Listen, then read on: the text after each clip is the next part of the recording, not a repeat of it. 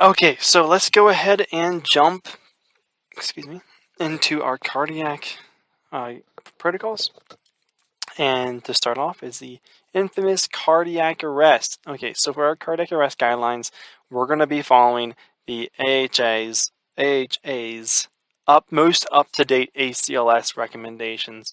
So that means that even though as you'll see in a second, our bradycardia guidelines, there we go, recommend 0.5 milligrams of atropine. We follow, like I kind of said, AHA's ACLS protocols, which is the most up-to-date ones, say 1 milligram of atropine. And we're not going to really go super in-depth into cardiac arrest today because it's so much information that it's not enough time for this video, and you're going to take a ACLS class as an advanced EMT, and even if you're an EMT, the class is open to you with Wendover.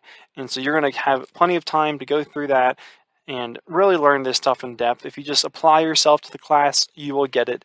You'll get the material. Even if this is your first time learning about it, even if you've never learned about ACLS in the NREMT, if you really apply yourself to that class, it'll be a breeze and you'll learn so much. That being said, in the meantime, before you take that class, you should really be cautious about your cardiac patients and look for support with experts or other experienced providers at Wendover that can really help you out, and call on those people, and if need be, teach yourself, right? If it's going to be, if you just started Wendover, let's say a week or 2 weeks after our yearly ACLS protocol, our ACLS class, you're going to have to teach yourself, or else you're going to be stuck for a year not really knowing a lot. What we are going to cover, though, are just some really basic, simple drug dosages, expectations for defibrillation, and hypovolemia treatment expectations, recommendations. So, on that note, for epinephrine, I'm so sorry that. For epinephrine, let's go over the dose, max dose, dilution. Dilution. Let's say, time. When do you administer it? And let's also ask, I think that should be it. Yeah, those are the 4 questions that I want to ask. You guys take a second, think about it. If you know it, you know it. If you don't, go ahead and just keep on playing. So for epinephrine, we're going to want to administer it every 3 to 5 minutes, and that's at the very start of cardiac and this is obviously for pulseless. This is for pulselessness. I don't know how to spell pulselessness. But this is for a pulseless patient, regardless of, oh my goodness, I can't spell today. Regardless of their rhythm. And there is supposed to be another H, I think, in front of that Y. That's okay. Regardless of rhythm, we're administering epinephrine every 3 to 5 minutes. So you're kind of basing it on the shock, right? If you remember from your AHA BLS class, this is based around, or at least this is going to be administered around the shocks, so you can kind of time it that way. Additionally, we're going to dilute epinephrine because this is going to go straight IV. So this is going to be, route is going to be IV, and you don't want to just give, or IO. You don't want to just give the same dilution that you would for, anaphylaxis or respiratory distress, which is usually IM. You don't want to give that same dilution right into the vein. So we're going to dilute it even further. So if IM epi is going to be 1 to 1,000. Well, we're going to add a 0 onto that and do 1 to 10,000. Does anybody know what 1 to 10,000 means? It's actually not. It's actually kind of weird how we do it, but it is grams to milliliters. So basically, we're saying we're going to do 1 gram for every 10,000 milliliters. That is the dilution. So, what does that look like for us? Well, it's going to be, obviously the dose is 1 milligram. So 1 milligram of epi. And so then if we want to dilute 1 milligram and make sure that it is, whenever we administer it, it is 1 milligram per 10,000, or like 1 gram per 10,000 milliliters, we're going to administer it. Dilution is going to be, so we're going to administer it in 10 cc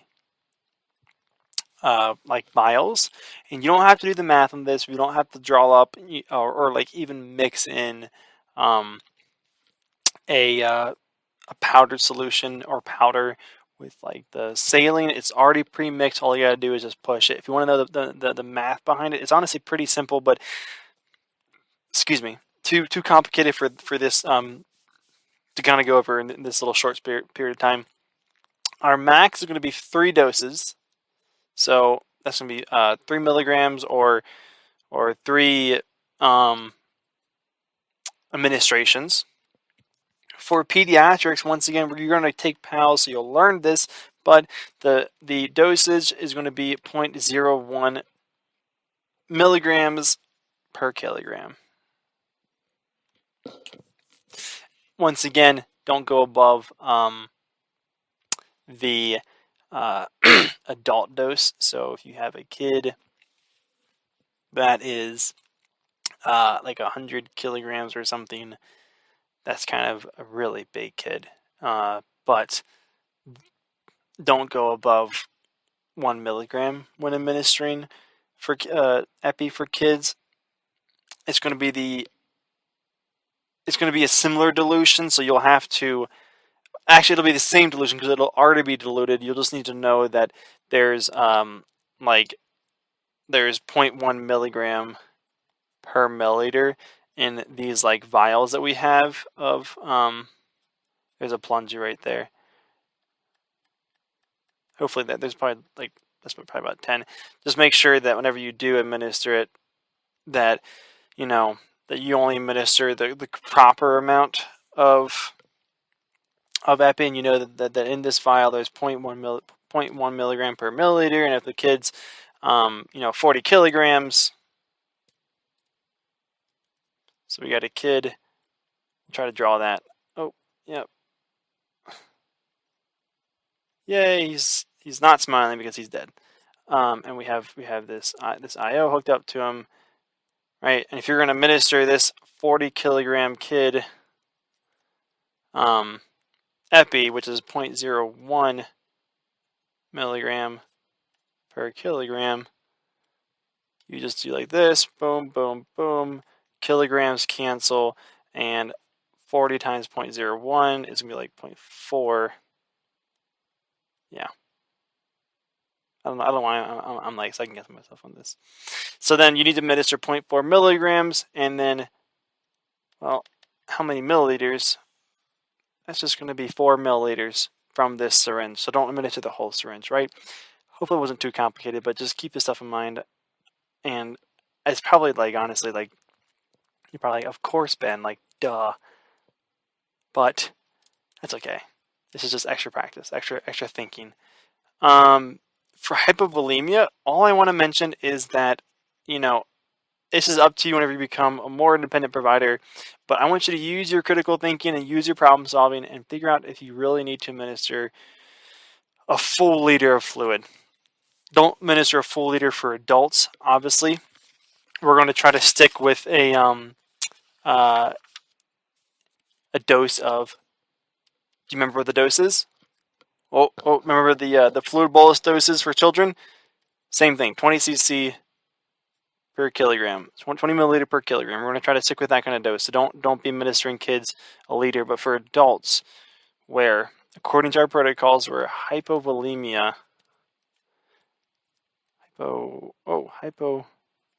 Hypovolemia. Is that how you spell it? In our protocols, if it is suspected, if you think that there's a chance that hypovolemia is a possibility or impacting this person's prognosis, we can administer 1 liter to an adult. Now, yeah, if you some people will administer a liter just regardless, which that's their their way of practicing. I personally don't mind. If I was running a cardiac arrest, I wouldn't mind holding off on administering a full liter to somebody just because for the willy-nilly-ness of it. But like I said, use your clinical judgment, take the ACLS course, and learn about this stuff yourself. Alrighty. For the shockable rhythms, right? So epi is going to be regardless of rhythm. For the shockable rhythms, we can administer amiodarone or lidocaine. I recommend to not administer lidocaine. That's why it's in this little jail cell right here, because it's just, honestly, it's way too complicated, and it works just as well as amiodarone. It arguably works less, but if it does work, it works. It's kind of weird. It's actually not that weird. It's just too complicated to discuss here. But the whole process of administering, we have to administer single doses, and then you need to titrate like a drip throughout transport if the patient gets ROSC. And honestly, that's just too complicated. Administer amiodarone, 300 milligrams initial dose, followed by a second 150 if they're still in a shockable rhythm. Shockable rhythm, what is that? Oh, that's like this. That's supposed to be VTAC. And that's our VFib. Bam. So if it's one of these two,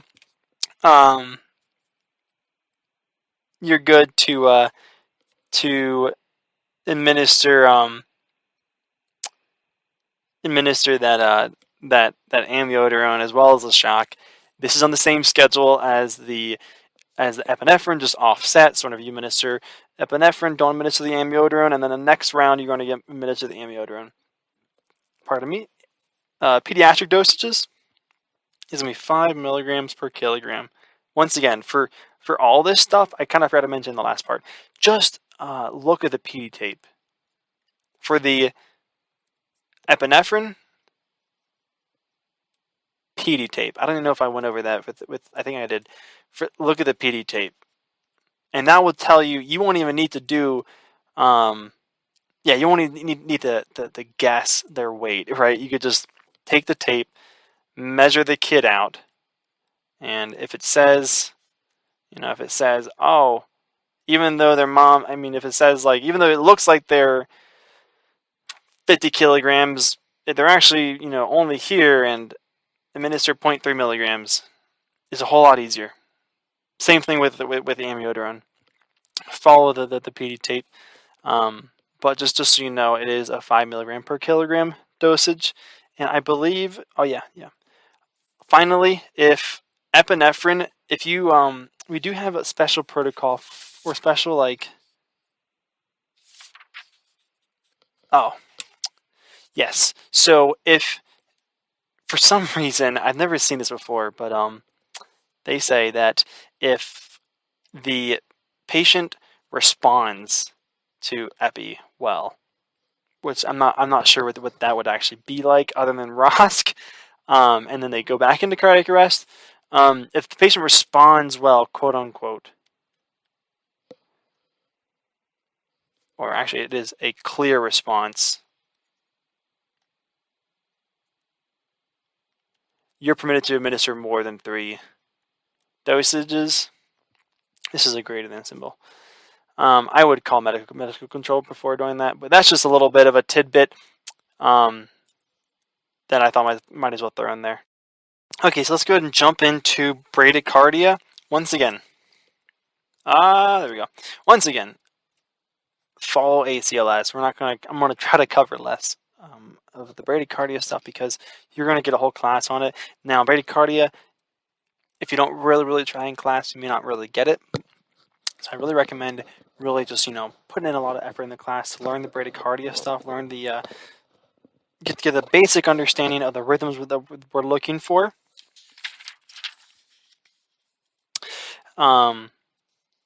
Additionally, I want to really fast. Okay, yeah. So the diagnostic criteria for symptomatic for bradycardia is important because this protocol, as you're going to see, I'm pretty sure we're permitted to administer. It permits us to administer below here. There we go. Epinephrine and atropine. What this is not is a loop. Don't think of bradycardia as like, oh, the patient becomes like shocky because of trauma, traumatic, injury, and they're going down, they're going down, and the heart rate gets to 50 or 60. That's not what this is. You can't be going administering epinephrine for that. First off, because epinephrine is not recommended in traumatic shock, but also because this is not secondary bradycardia. This is a primary bradycardia. So where the bradycardia is the issue, and as for most of us advanced EMTs and EMTs, we've never really learned about this.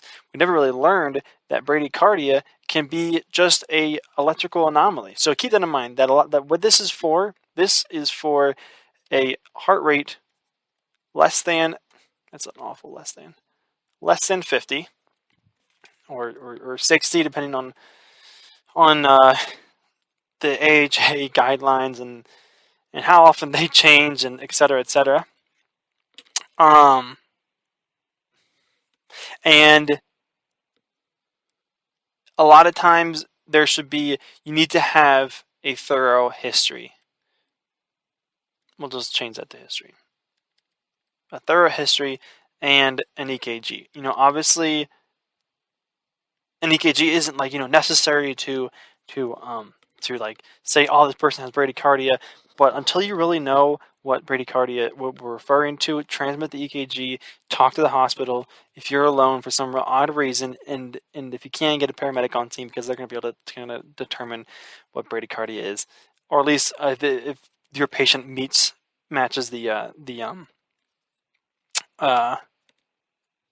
criteria. As for pediatrics, once again, this protocol is referring to electrical disturbances. It's a malfunction in the rate or the pacemaking functions of the heart. So pediatrics are generally not going to have symptomatic bradycardia due to electrical pathway issues, electrical arrhythmias. It's just going to be for other reasons, such as shock, some form of shock, one of the 5 that we've been taught. Now, if for some reason there's an assumption or presumption of increased vagal tone, so they have taken medications that this wouldn't be increased vagal tone, but if they're taking beta blockers, overdose on beta blockers, and taking things that promote or that stimulate your parasympathetic system, your vagus nerve, then if that is indicated, then we can follow these bradycardia protocols. I'm sorry, I keep on having air in my stomach. It's awful. Now, moving on, I want to kind of focus that these are what our protocols mention as possibilities for bradycardia. And these are, except for except for this right here. Yeah, except for pretty much those. All this stuff, bradycardia would really be a secondary issue. So it would be secondary to one of these. Even the 3rd degree block, you're not going to want to give atropine for. You're going to want to call medical control. But you need to reverse investigate for the presence of these before you just gung ho say, oh, it's symptomatic bradycardia. So just want to kind of put that out there. Let's move on. We've already spent too much time. Atropine, we're going to be administering 1 milligram. 1 milligram every 3 minutes. And the route that we can do with this, IV and IO. Epinephrine, that's in the new protocols. It also recommends that we contact medical control for this. So contact medical control because, and that makes sense because if you haven't taken ACLS, epi is actually kind of like it's like a last resort for symptomatic bradycardia that doesn't respond to atropine, right? And doesn't respond to pacing. Doesn't respond to pacing. Pow. And so we're like, oh, what do we do? Okay, epi. This is a good thing we'll kind of mention a little bit. And so there's not even really great evidence behind it, and especially in some of the pathologies that could be occurring, epi may not be awesome to administer with the patient's history. So make sure you consult somebody before just jumping to epinephrine. For pediatrics, it's going to be the same medications for an origin of possibly increased vagal tone. Oops, sorry. Or a atrioventricular block. That's going to be like, first degree, Mobitz 1 and 2, and third degree block. We can administer atropine. Refer to the PD tape for this. It's going to be the same administration schedule every 3 minutes. And then the dosage is going to be 0.02 milligrams per kilogram. That might actually be old. I'm not 100% sure. So I would actually go look at that. It might be the same. I actually don't know. And that's exactly why, because our protocols are a little bit old for the update to the AHA. So this is exactly why we got to use the PD tape and contact medical control, because we're not experts in this. We can also administer epi as well. And that's going to be a 0.01 milligram per kilogram dose, just like the cardiac epi above. And I think that's going to be pretty much it. There is a recommended max total dose for both the atropine and the epi, and that's basically the adult doses. So the max dose for the adult epi is going to be a 1 milligram max. So don't go above the adult dose. And then same thing with the atropine. Oops. This can be a 1 milligram max as well. Don't go above the adult dose. I just actually drew the epi line to the wrong location.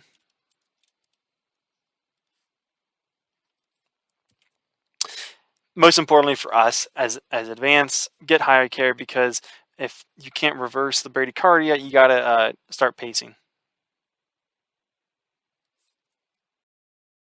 All right, let's go ahead and start our chest pain protocols.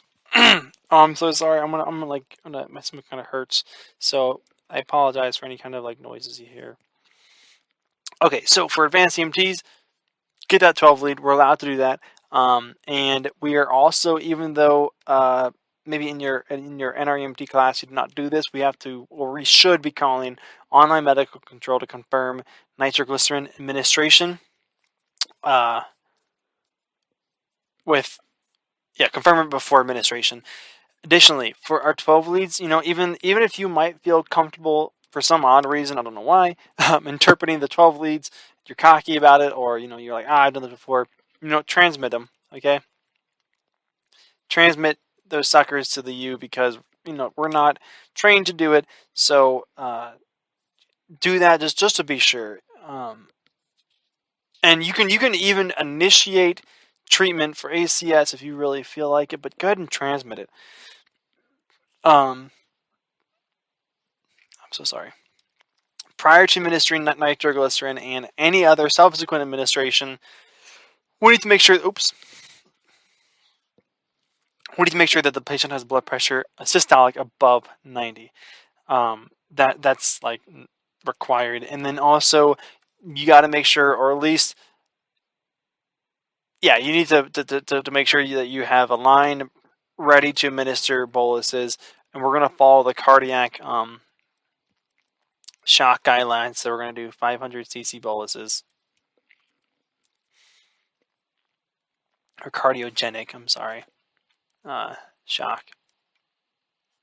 And part of the reason why we want to send EKGs or transmit them to the U is because even if you can recognize the STEMI, which is pretty, if you have an obvious STEMI with the obvious, like the tombstones kind of looking thing, right? You have like that's an awful STEMI. You're like, oh my gosh, like that's an awful STEMI. Oh my gosh. Like, oh my gosh, this is definitely a STEMI, and it's in every single lead, or at least it's in some leads, right? We're also not, very few of us are knowledgeable about inferior or right-sided infarctions. And it's important to know that before administering the nitroglycerin, right? Because if it's right-sided, then you're going to reduce that preload, and it's going to really cause a drop in the blood pressure. Inferior can also have a similar effect. So make sure that you confirm that it's not inferior, that it's not right-sided. Make sure that blood pressure is above 90 systolic, and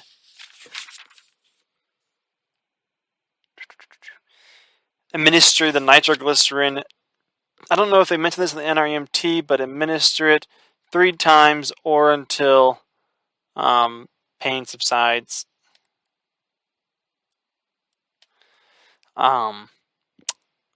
If you want to administer more for some odd reason, then obviously you can contact medical control about that. And lastly, after you are down the acute coronary syndrome pathway, and you're like, okay, this is definitely some sort of ACS. This is definitely some sort of AMI. We need to get serial EKGs every 10 minutes. So that just means every 10 minutes get a new EKG. You don't need to stop, right? If this is a very obvious STEMI, a very obvious AMI, you don't need to stop because you'll see it. If it's not very obvious and it's kind of discreet, then you can ask your partner to stop the truck, especially if you're going to go see AirMed. I guess it's not that important especially if the patient is what's it called? Unstable. Just get them on the road. But still, you need whether or not the truck's moving or not, you got to get these serial EKGs. Okay, let's go ahead and move on to honestly one of my favorite pathologies, congestive heart failure. Less so pulmonary edema, but still, these are so interesting especially on a chronic scale. And also, guess what? EMTs get to do something finally. So EMTs in the new protocols are permitted to apply CPAP, and basically, for those of you EMTs that aren't familiar, if somebody is in congestive heart, is in CHF or has pulmonary edema, you can apply the CPAP, right? And I'm going to try to draw this. This is a face right here. Okay, this is eye, and right, this is the lung. Oop, that's the lung right there. That's another lung, and we're gonna do this. This is a big guy. This is his arm right here. That's a finger. Those look like fallopian tubes. And there's not enough fingers. Oh, there is. Perfect. And so whenever we put a CPAP on, it looks kind of like this. And it has this, actually it looks more like this. Like this tubing. At least that's how I remember it being. I can't fully remember. It's been a second. We have this I guess actually, we have this mask that we put on patients. And what I'm not showing is that the mask has a Venturi feature. So it's almost like if this is the tubing up here.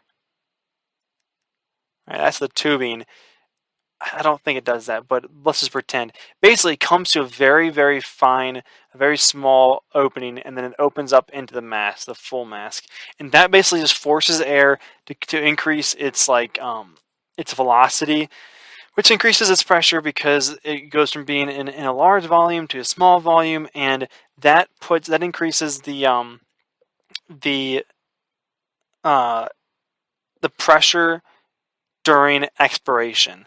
And so whenever your lungs, in lungs that are collapsed, in alveoli that are collapsed, because if this is our alveoli, and this is good alveoli, and this is bad alveoli. They're bad because they have fluid in them that's kind of keeping them together, and by increasing the pressure, the air pressure, while you're oh my god, I almost said expirating, while you're breathing out, it makes sure that they stay open whenever you breathe in, because even whenever you breathe in and they're collapsed like this over here, they're not going to open up fully.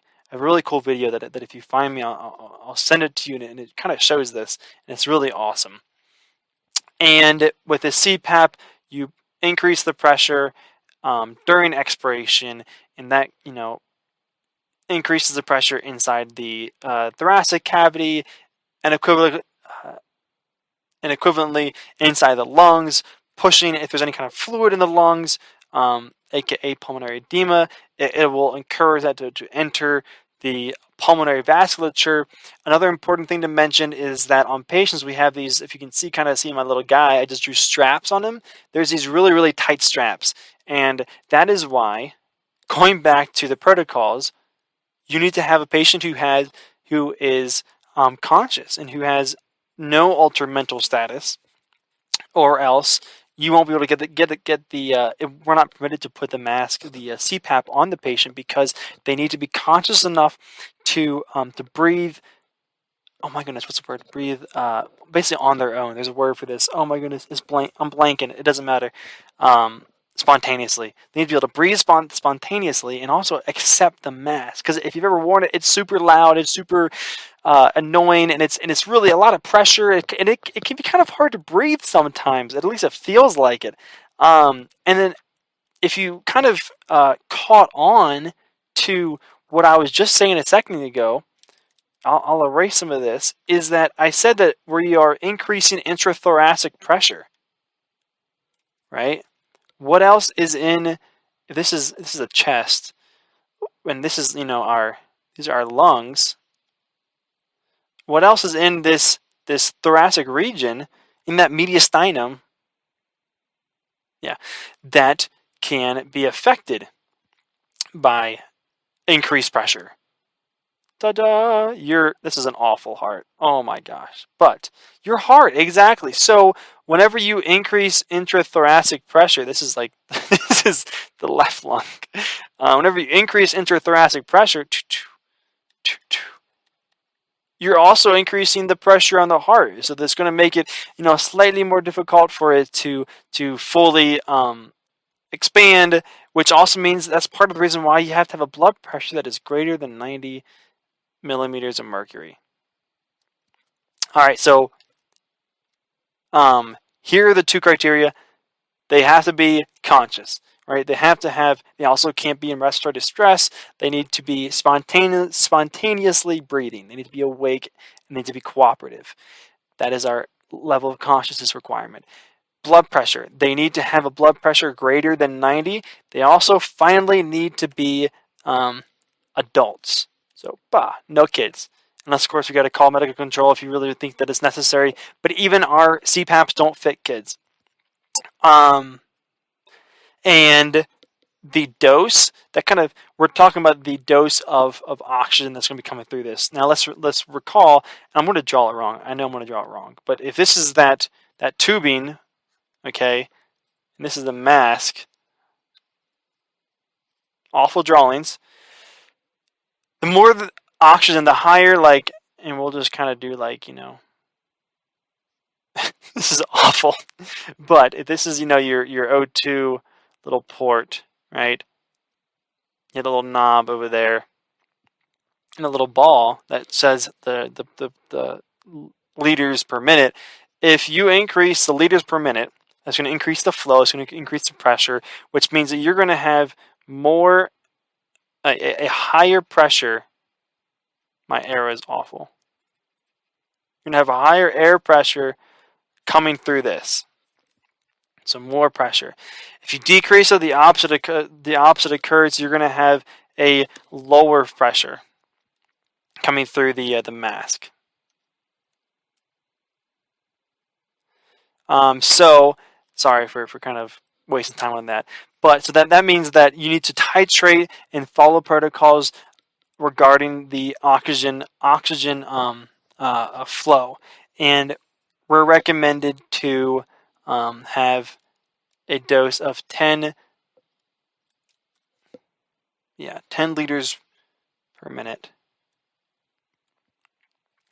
and that equivalates to 10 centimeters of water. And you'll be able to see whenever you open up one of these masks that it'll tell you like 5 liters per minute might be, I don't know, like 4 centimeters of water. I don't know the relationship, right? I don't know if it's linear or if it's not. But that also means that if the mask that we have for some reason, 10 liters per minute is 8 centimeters of water, and let's say 12 liters per minute is 10 centimeters of water, because for some reason the mass that we have, which I doubt it, 10 is 8 centimeters, you're going to try to shoot for a pressure of 10 centimeters of water. If you need to change these settings, if you want to increase them for some odd reason, call medical control. If you have questions about this is a lot to throw in at one time. Hopefully I kind of covered it well enough. Talk to Darren and he'll be able to answer the questions. You're welcome, Darren. I just left everybody with confusion and questions. Okay, so for advanced EMTs, we're allowed to administer nitroglycerin, and that's going to be for patients with CHF, pulmonary edema, we'll do P edema, who are experiencing, is that how you spell dyspnea? Yes, with a Y. Dyspnea, or chest pain. And chest pain does not always, obviously for us, we're going to follow protocols, do the best you can, contact medical control, but from this very general third, like God view of pathology and physiology, chest pain in patients is not always because of infarction or ischemia. So a patient who is in CHF and is experiencing chest pain might be having chest pain because they might have some sort of tachycardia that is then causing chest pain, and that would actually be, a lot of times actually it is due to ischemia, but it's not like a heart attack. So if they're experiencing tachycardia due to CHF, that would be like not exercise induced ischemia, but it's like rate induced or something like that. But just because they're experiencing chest pain does not mean that you always need to give them aspirin and follow the ACS, acute coronary syndrome protocols. But if they do have CHF and they have chest pain or they have dyspnea, you are permitted to give them as an advanced EMT the same dose of nitroglycerin that you would for ACS, which is 0.4 milligrams, and Q5. And it doesn't look like we have a max. Still, a blood pressure greater than 90 millimeters of mercury. I just did that backwards. That's okay. It's GH now instead of HG. Oops. Which is the exact same requirement for CPAP. The reason why we're doing this is because it will... Actually, do you know? Can you guess why it is? I feel like it actually makes a lot of sense to do it. If they're in congestive heart failure, if we reduce the preload on the heart, well, we can reduce the strain that it has to do, and the cardiac output is going to increase. For children, trick question again. No, we're not going to be administering nitroglycerin to children. Why? Because children don't usually have these kind of issues. They don't really have CHF, especially and this is not indicated. Contact medical control if there's something that is appearing or looking like CHF for some odd reason in the child. It's probably going to be congenital.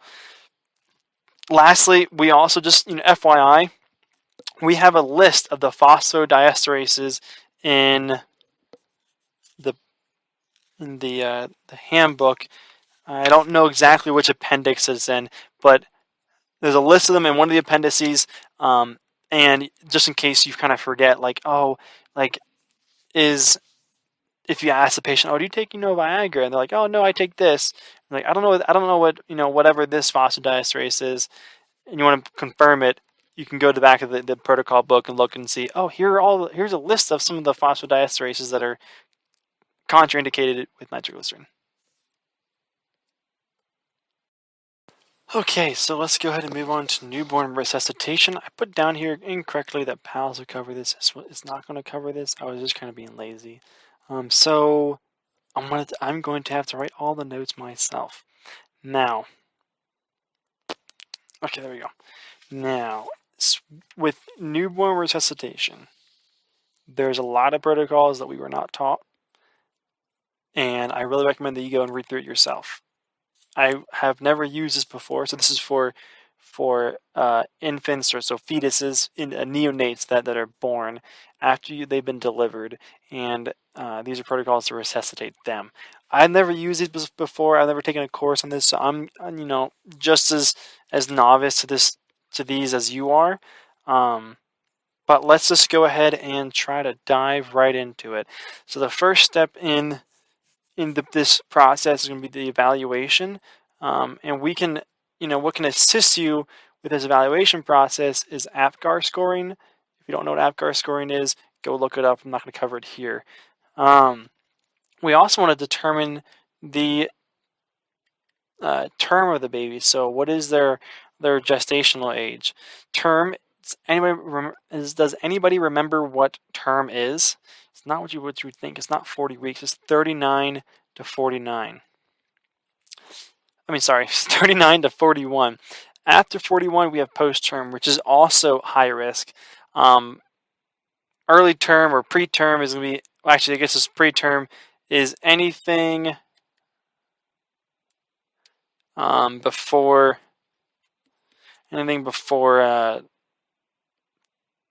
39 to 37 weeks.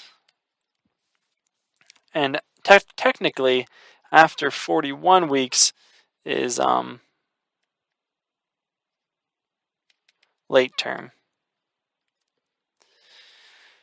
Okay, and then obviously there's other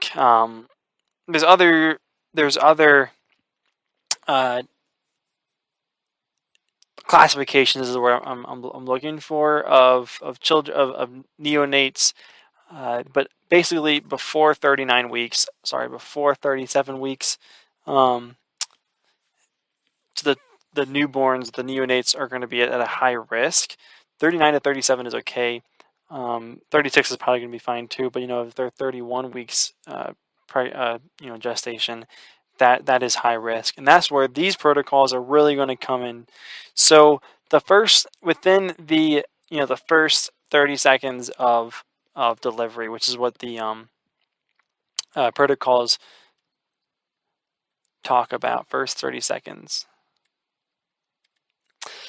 This is why I need to have multiple people on scene. You got to assess the child for breathing and really for ABCs. So, are they breathing? And then we're going to also include D. I don't know if you guys were taught D, but we're going to do this as crying. So check for cyanosis and make sure that they're breathing normally. There's no, they're not apneic. If they're gasping, that's also not a good sign. Interventions-wise, kind of general interventions are going to be warming the baby, and this might be stuff you kind of covered a little bit in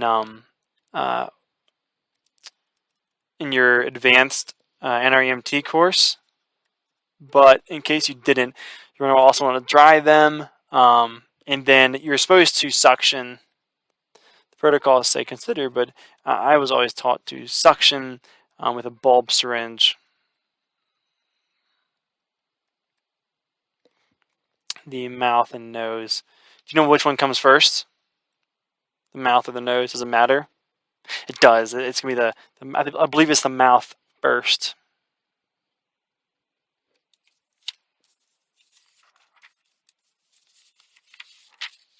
Yeah. So they recommend the mouth first. Just that way, if you push there's a reason. Honestly, I can't remember. I think it's because like if you put it reduces the risk of like aspiration, but I honestly don't remember exactly. I can't explain it to you. Now, after we've done that, the other thing I kind of forgot to mention in the first 30 seconds to kind of address a lack of breathing, cyanosis, no crying. Cyanosis is going to need to be addressed a little bit later with some more interventions. But the lack of breathing and the no crying, we're going to address that with stimulating the baby. So like rubbing them. That's probably the best thing. I mean, in the old days, they used to like tap on the feet, but stimulation with by rubbing is going to be the best option. And then the next 30 seconds, if the patient remains apneic, or basically if they continue with the negative stuff that occurred or the lack thereof in the first 30 seconds, if that is true, you're going to follow through with these next set of protocols. So if they're apneic, cyanotic, or if they are like they don't have any kind of grimace or response, so lack of grimace, response. We're going to continue down this pathway. There we go, and that's going to be I kind of forgot to mention heart rate. For the second 30 seconds, if their heart rate is less than 100, we're going to do positive pressure ventilations at a rate of 40 to 60 breaths per minute. Target SpO2. So target. This is our arrow. Is going to be 90 to 92, just like anything else. But more importantly, make sure you don't oversaturate the baby. So keep that that flow rate just enough to get above 90%, and keep on checking for a heart rate above 100. Improvement of the other symptoms, the other negative symptoms. And then let me just really fast review, make sure I didn't miss anything. Yeah, and then if this persists, right? So if after a minute and a half, actually that'll be a minute, after 1 minute, 60 seconds. We have two, oh Lord, not enough space. If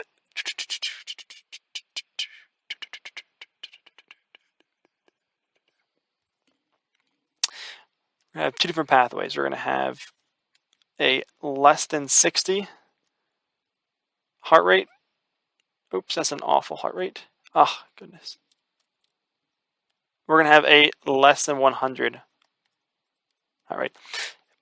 If it's less than 100, we're going to continue with this up here. If it's less than 60 after 1 minute, I'm adding some air behind our little arrow. If it's less than 60 beats per minute after a minute of stimulating, of warming, drying, positive pressure ventilations, we're going to go ahead and do CPR. But we're going to do CPR at a compression to ventilation ratio, or they're going to, in the protocols, it is breath compression. So I want to make sure that you don't confuse that. It's going to be 1 breath for every 3 compressions.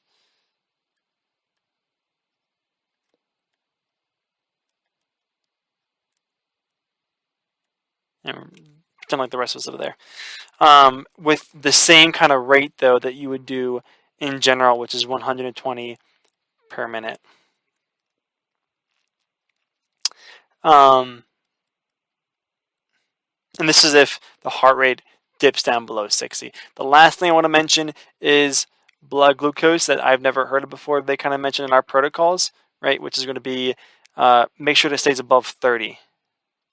I've actually heard of this before, that kids can have lower blood glucoses than us. But for newborns, we're going to treat if it gets down to 30. All right, so if it's 45, I don't know what the units are for blood glucose. It's like decimeters or deciliters or something like that. It's definitely not decimeters. If it's 45, don't need to treat it. Only if it's 30 or below 30. And the last bit of information that we need to include is drugs. So the drugs for advanced EMTs are going to be epi and fluid boluses. For our oops, that's supposed to be an I over there. For our epi, if heart rate is less than 60, so 60 after, I'm kind of reading this right off the protocol, so you guys can go and read this yourself. After 30 seconds of effective CPR, so compressions and ventilatory rate of 1 to 3, right?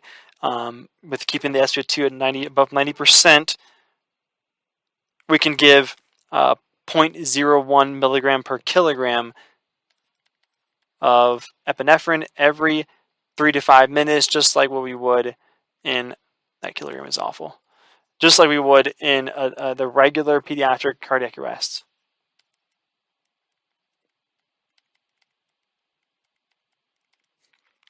And lastly, as for fluid boluses, they are recommending that we use dextrose, so D10, dextrose 10, which you can dilute that yourself with the D50 that we have. I'm sorry, I just had a really big brain fart there for a second.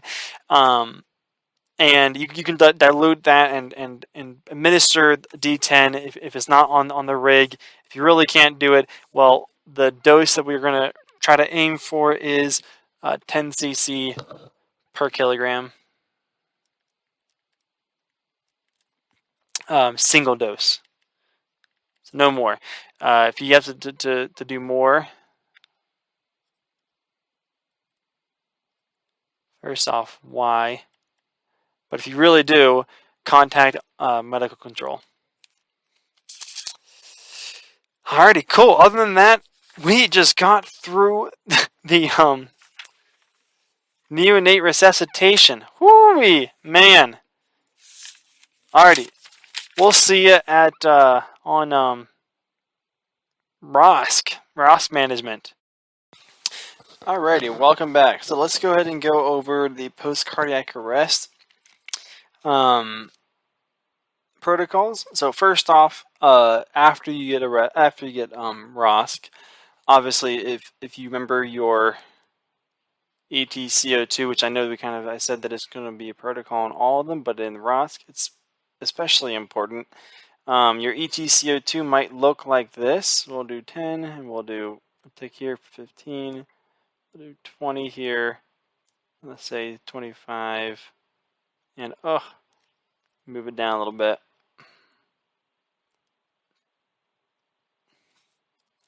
We'll do 30 right above that, and then above that we'll do a tick for 35, and we'll do 40.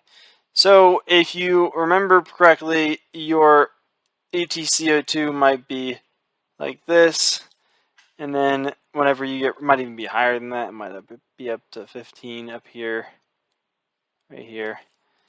Whenever you get ROSC, you should expect it to be somewhere in this range. There's specific ranges that you can go look up online. I can't exactly remember, but basically you'll see your ETCO2. Oops, that's an awful ETCO2. It's like it kind of goes up. I think it's like this. Obviously, this is a much more enlarged scale, but you're going to notice, and it should be, these should all be the same width. My bad. But after you do get ROSC, this is what's going to happen. Your ETCO2 is going to shoot up because although CPR is a great job at perfusing, it's not the best. And so whenever your heart starts to spontaneously perfuse, it will transport. I guess you can say transport the blood much better and return the CO2 and all the metabolic byproducts from your extremities back to your lungs, and that's why you get this rise. And whenever we are ventilating somebody who is post-cardiac arrest, so who's in ROSC, who has ROSC, I should say, we are trying to ventilate at a preferred 35 to 45 or at least, at an ETCO2 of 35 to 45. So that's going to be our target ventilation. And then I know we also mentioned that the EKG is, here, one second. My lips are like super dry. The EKG is a common recommendation in the protocols, but for this, we're going to want to transmit, oh Lord, we're going to want to transmit this EKG, a 12 lead, a full 12 lead, to the hospital. It's our little hospital. The little windows. So you're going to transmit it to the hospital so that way they can review it and see if there's any kind of obvious infarct or obvious cardiac injury that has occurred, and if there is, that will be important for the next steps that we'll go through as an advanced EMT below, because that will determine whether or not, if a patient goes into shock after ROSC, whether or not it is a cardiac related shock or a cardiogenic shock, or whether or not it is simply non-traumatic shock due to we would say due to like whatever caused their initial cardiac arrest, most likely. And then lastly, so while we are transporting, and even after we transport and we got to move the patient, check the pulse regularly. Obviously, I know that's kind of obvious. I want to just kind of get that in there. Keep in mind that whenever, unlike in your NREMT course, we're going to be transporting for at least 30 to 40 minutes. Or waiting 30 minutes until a plane comes to land. And so we need to really keep in mind that our monitoring needs to be regular, I guess you could say continuous and regular. And that includes a pulse. And unlike in the advanced course, you probably didn't monitor the 12 lead on a regular basis, or the ETCO2 more than just a color, colorimetric, is that what it's called? ETCO2. So make sure you monitor the waveform as well as the actual values of the ETCO2. Now let's go and jump down to the advanced EMT. So I actually lied to you guys. Unfortunately, we will have to discuss some med math just really fast. I want to just cover it so that way we can understand this dilution. But for the push dose, so whenever we have a patient that's in ROSC, in the new protocols, our advanced EMTs are permitted to administer 10 micrograms of epi. as needed after a fluid bolus for hypotension. And the protocols for this protocol, we'll call it the maintenance systolic blood pressure that we're looking for, according to these ones, is not what we discussed before, I think, which was like a systolic of 90, or I guess 80 to 90, but rather a systolic of 100. So that's the minimum blood pressure that we're looking for now. And you're permitted to administer the push dose. So I guess if this is yes, you got to continue, and if this is no, if so, I guess if we'll say if the systolic is greater than 100, okay, and if it is, then great job. Keep on doing whatever you're doing. If it's not, first line, can you guess what it is? What is the first thing you're going to do if the patient's demonstrating hypoperfusion, or if they have a low systolic or a low blood pressure? First thing is going to be a fluid bolus. And this is where that EKG from above comes in handy, because how much fluid are you going to give? How should you even give a fluid bolus? So at this point, what you should probably do is honestly contact medical control and just confirm that I guess whenever you do transmit the EKG, you should, or whenever you do get ROSC, you should honestly contact medical control and just confirm with them what they want you to do in terms of low blood pressure and their expected treatment plan, because you could argue that this patient is in cardiogenic shock because they were just in cardiac arrest, which could have caused some sort of cardiac damage, regardless of whether or not they actually had an acute coronary incident that led up to this cardiac arrest. You could argue that they are in non-traumatic shock that is not cardiac in nature for some other reason, and therefore they deserve a fluid bolus. They could have a STEMI, in which in case you may not want to give a fluid bolus.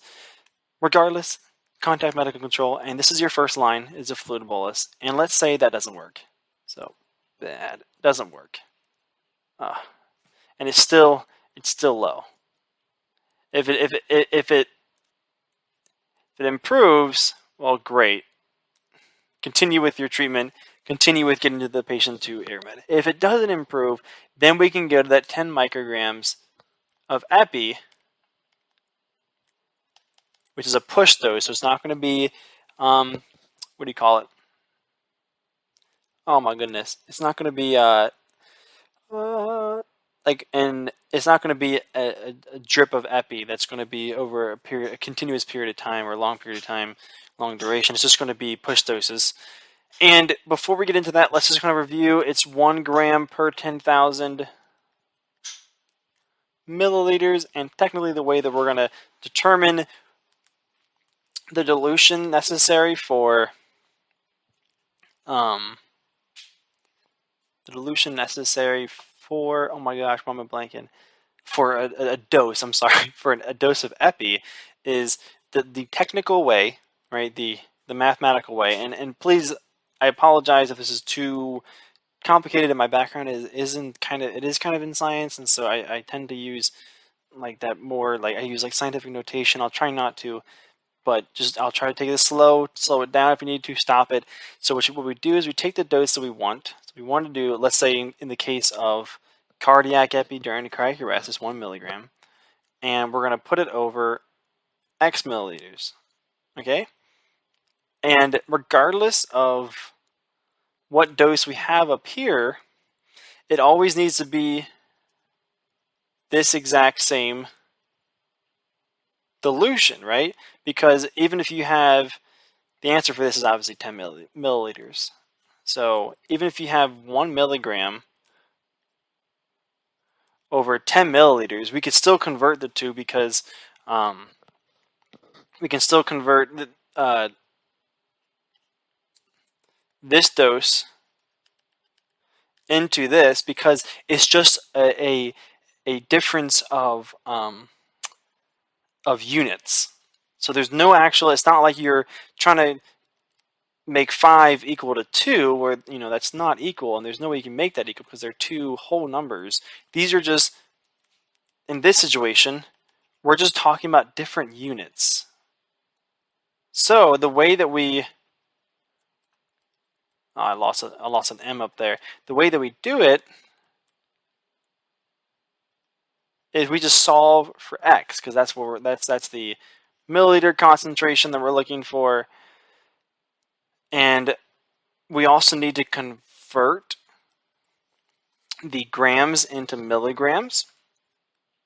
So let's go ahead and isolate that X. It's like this, isolate the X, and we'll do 1 milligram. That is ugly. That is still ugly.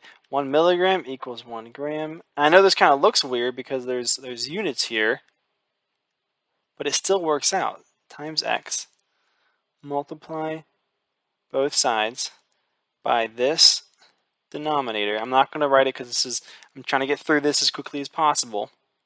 So we have 10,000 milliliters.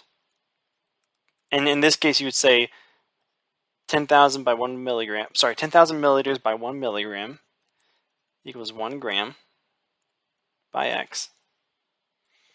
And we're going to I guess you know what we'll do is we'll divide both sides by grams first.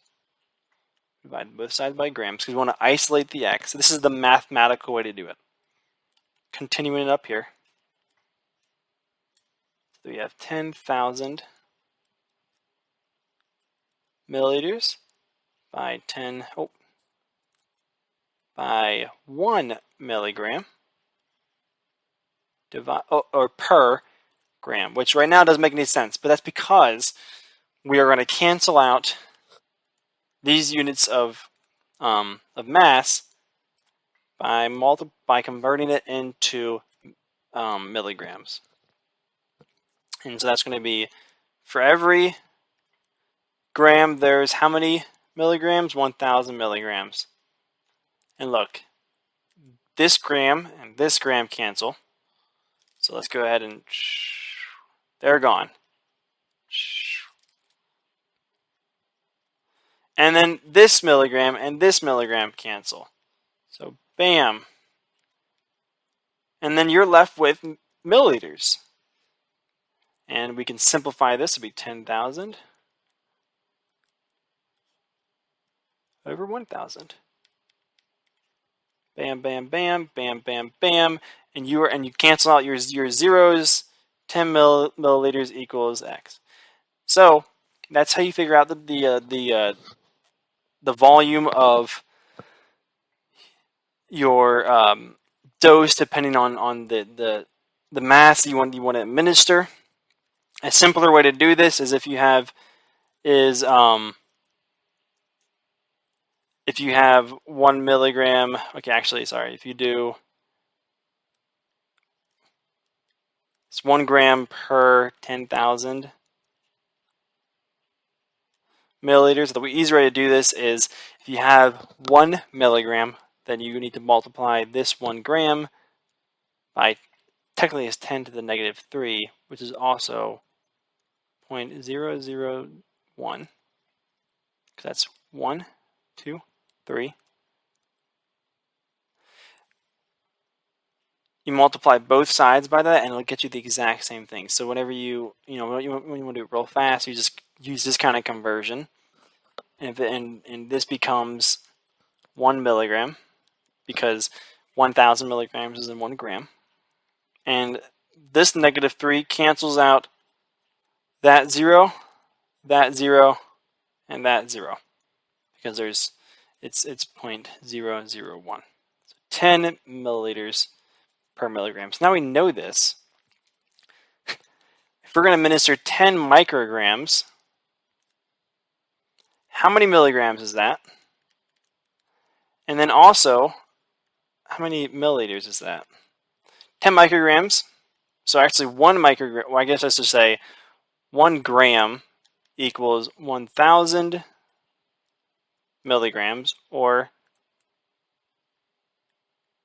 10 to the 3, because there's a lot of zeros, and it's going to be even more zeros, so I'm not going to write it out, but it's going to be 1 gram equals 10 to the 6 micrograms.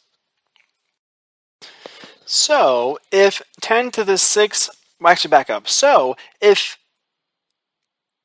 we've already established that 1 milligram per 10 milliliters is the same as 1 gram per 10,000 milliliters, then we don't need to use this conversion right here, because that's going to be way more difficult to convert micrograms to than if we were to just use a smaller unit, such as milligrams. That's exactly what we're going to do.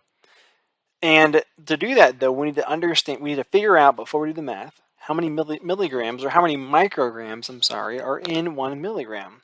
So we're going to go ahead and get rid of this, that grams over there. And if we know that 1,000 milligrams are equal to 1 million micrograms, then we can just go ahead and kind of cross off some of these units to help us out. And guess what? 1 milligram is equal to 10 to the 3, or 1,000 micrograms, which is the exact same conversion that we had before. The difference now is that we want to use 10 micrograms per milliliter. So let's go and do this. 10 micrograms per an unknown number of milliliters. We don't know. Is going to be equal to 1 milligram over 10 milliliters. Alrighty? Isolate that X. Boom, boom. Uh-oh. You have an unresponsive OneNote. Okay, there we go. Alrighty. Oh, we're back. We're back. So sorry that I don't want to redo this. So we're going to just go right through this. We have 10 micrograms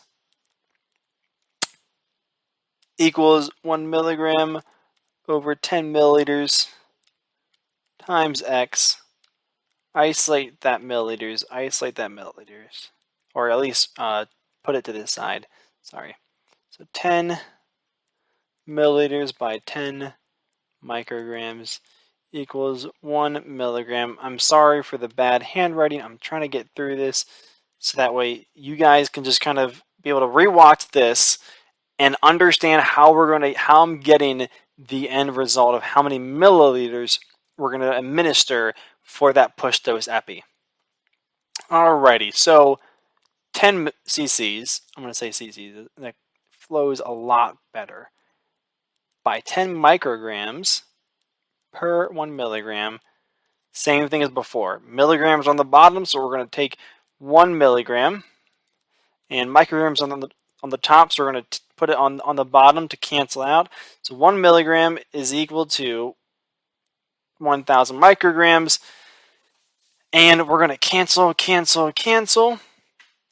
So 10 milliliters, oops, we're going to cancel that milligram too, by 10, without a unit, over 1,000. So these are both unitless. And all we got to do is cancel out these zeros. Oh, goodness, that was awful. I don't know why it's not doing that. Oh well, we're going to cancel out these zeros. Boom, boom, boom, boom. We are left with, that doesn't make any sense. Oh, well, it's because it's 1 milliliter, and all you gotta do is move that decimal. So we're going to administer 0.1 milliliter. Does that make sense? How I move this decimal over? Because it's being divided, 1 milliliter is being divided by 10. So the end result, I'm so sorry for going through this. If this wasn't helpful, I'm really sorry. But just know that 10 microgram is going to be 10 micrograms of epi is going to be 0.1 milliliter.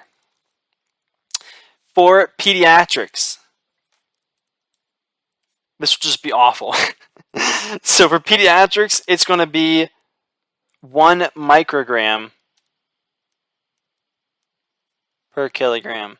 And what do you do if you have a 20 kilogram baby or 20 kilogram kid? Are you going to administer 20 micrograms? No, you're going to administer 10 micrograms because your max is the adult max. The lowest acceptable systolic for a kid, I don't think we went over this during the shock. If we didn't, my bad. If we did, we're going to review it really fast. The way you calculate it is,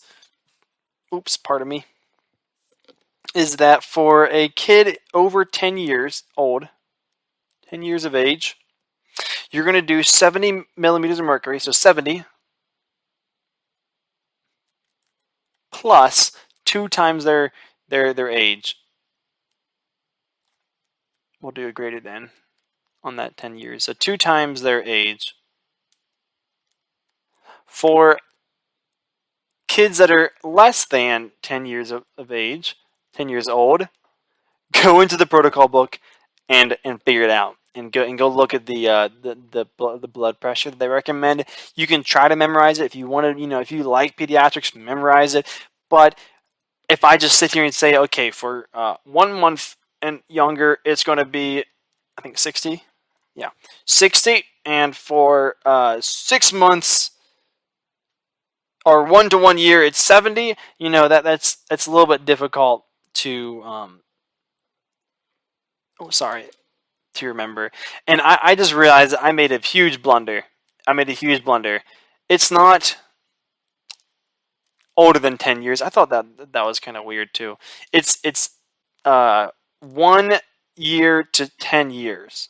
So 1 to 10 years, you use this formula. And this is a pretty common formula that you're going to use even in PALS. So this is good to remember for blood pressure. But just to kind of clarify, it is 1 to 10. I was way off. You guys get the point on that one. Okay, cool. Well, I'll see you on the next one.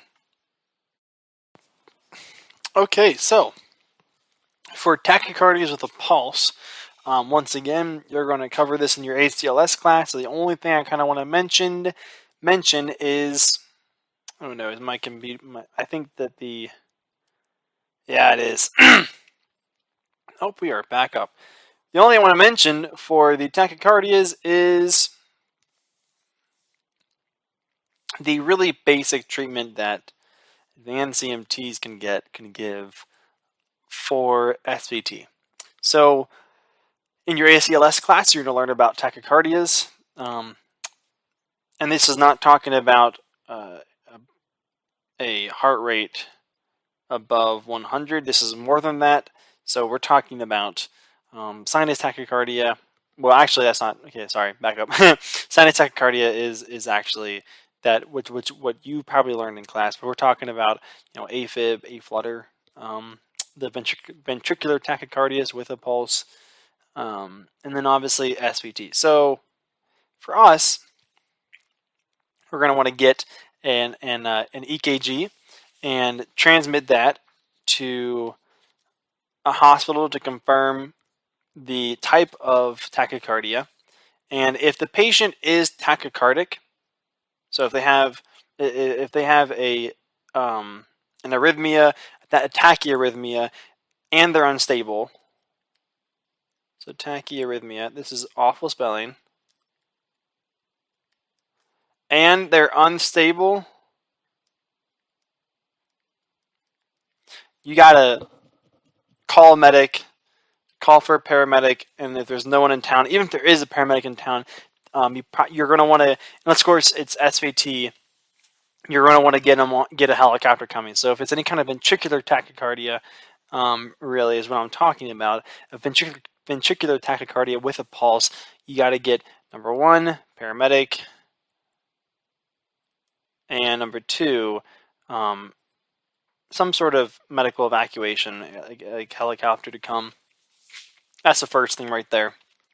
And there's going to be a difference. Obviously, we'll learn about this, but there's going to be a difference between somebody who is in shock due to other reasons that also happens to have a heart rate, let's say, of 110 and is unstable. That's probably not going to be a tachyarrhythmia, or at least the shock is not going to be due to a tachyarrhythmia. Usually, sometimes it could be if they have, AFib and it's uncontrolled and they're not beating well and blah, blah, blah, which is why you have to have a paramedic. So, if for some reason you can't get a paramedic and AirMed is like usual, it's like 30 to 40 minutes. Or if you have a stable tachyarrhythmia, usually going to be some sort of either supraventricular tachycardia, or it's going to be like a atrial fibrillation or a flutter, usually a flutter more than AFib. Then in this case, but specifically with SVT, you're going to want to call for a paramedic anyways, because they're the ones that can treat this if this goes downhill. But if it's stable, or like I said, if there's no AirMed en route, there's no paramedic en route, and you have a patient with SVT and you've confirmed it with a hospital, you can do something called Valsalva maneuvers. And Valsalva maneuvers they just basically stimulate your parasympathetic nervous system. So they stimulate, as the protocols call it, it increases your vagal tone. So what is that? That's going to be like bearing down, blowing through a straw. If you want to be a real mean person, take really cold water and throw it on their face. But that's what we're talking about. Other than that, the protocols also recommend Trendelenburg. Urination and defecation, I guess, can also do it according to the protocols. But that's just stick with the blowing through a syringe, or which obviously you can't blow through the syringe, or blowing through, or like bearing down. But want to just kind of recap: get the EKG, transmit it to the hospital. There's our little hospital again, and get a paramedic. Or if there's no one in town and the patient's unstable, just go straight for AirMed regardless. The paramedic can come and they can help if it's a ventricular fibrillation. I'm sorry, if it's VTAC, if it's ventricular tachycardia, they're going to want to go to AirMed anyways. And if SVT, you can do Valsalva maneuvers. Valsalva. Oh my gosh, how do I spell that? Valsalva. Cool. Most importantly, they're going to need somebody better than, or at least with a larger, more expanded protocols than us. Awesome. This is the end of the cardiac. See you in medical.